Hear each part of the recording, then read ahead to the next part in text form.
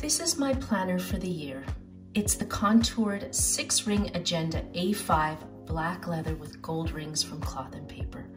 I purchased this a year ago, and after seeing the paper inserts in one of my favorite YouTubers, Je suis Lou, she is by far the cutest person to actually listen to.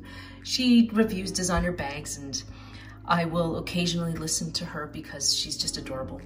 Anyways, I loved how she organized her life in the Louis Vuitton Daytimer, which I am a fan of. And I found that this one to be a little more affordable than the Louis Vuitton, but still just as chic and as elegant. I started using the system last year and found that for something so beautiful to write in, I wasn't making it beautiful to look at.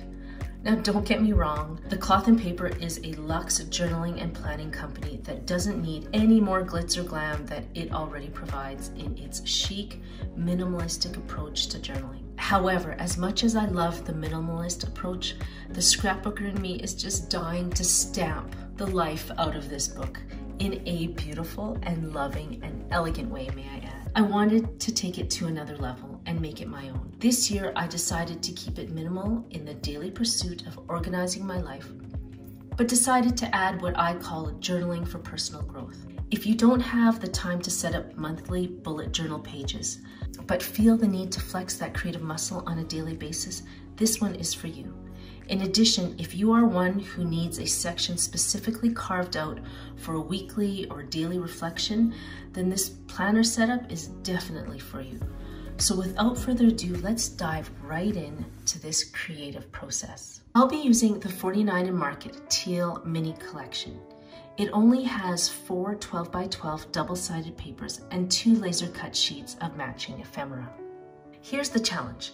I will take this limited amount of paper to not only jazz up this daytimer, but also add elements to this daytimer that I can give away throughout the year. You're probably wondering, what does that mean? So when I start and set up my intentions for the day, I go directly to my office, open up my inspirational reading.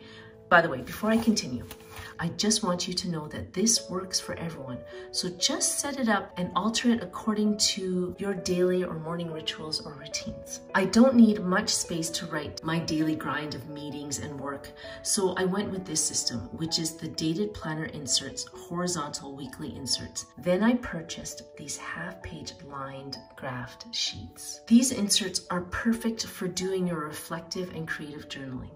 So what I do first thing in the morning is open up, in this case, my Bible. For you, it could be any other motivational or reflectional literature that you're reading. And I write down any quotes or verses that have spoken to me in that time, and I write it down on this page. Then I follow it up with my own thoughts, prayers, commentaries that were written about it. I let it help me set the intentions for the day by asking, what is this saying to me, and how will I use it for bettering myself and making my day as productive as possible? Have you ever wondered that every time you have these reflective moments of wanting to grow personally, you always find that personal growth includes in some way or form connecting with others? And that is where this paper comes in. But for now, let's focus on the creative inserts and your personal journey. So the first thing we're going to do here is just make multiples of several different pages that will be featured in your personal journey growth pages. And so the first thing you do in the morning is you open up your motivational or reflection literature that you're reading, and then you write down any quotes or verses directly onto this page. And what you'll usually do is stamp the date on it, but in this case, you want to do that on the day that you actually do your reflective journaling. So I leave the date stamp to the side of my desk. And then what we're going to do is just make multiples of this vintage 49 & Market paper. I'll be using the 49 & Market stamp sets, and also in conjunction with that, we'll be using Tim Holtz tumbled glass, as well as the Freight Burlap and Hickory Smoke distress inks. The key here is you want to have these all off to the side ready to go, but then you also, if you're like me and you want to flex that creative muscle, or you want to be a little creative in the morning but you don't have the time, then I leave certain elements out. For example, the stamp date or adding stamped butterflies. I'll leave all that on my desk to do when I journal. But majority of the creative muscle work is done previous to that. So I make about 20 of these, so it's done. Put that off to the side. Now the next page that we're going to be doing is the backside, which is a reflective page. Usually for me, it's commentary. Sometimes I have a Bible verse that has a commentary and I need something to explain to me what's going on or what it's about. And so the backside is for that. And I will decorate it. I like this postal stamp. And I'll use the hickory smoke as well as the frayed burlap to give it more of a brownish gray effect. And this is, like I said, my commentary section. I just like to jazz up the backside. You can do whatever you want with it. And that's done. And then I will make multiples of those. Again, so that it's ready for when I do my journaling first thing in the morning. The next few pages I will be doing is what I call my flowers and fractures pages. And this is where the reflective process of your week comes in. Now this next page is what I call the gratitude page. It's where you write down the flowers, the beautiful things that you are grateful for throughout the day and the week. And I'll use the Stampers Anonymous Garden Collection by Tim Holtz. And as always, use the same stamps or the same inks, which is the frayed burlap, the hickory smoke, and the tumbled glass. And keep it as simple as possible. Leaving out some stamping elements so you can do that in the mornings when you're journaling.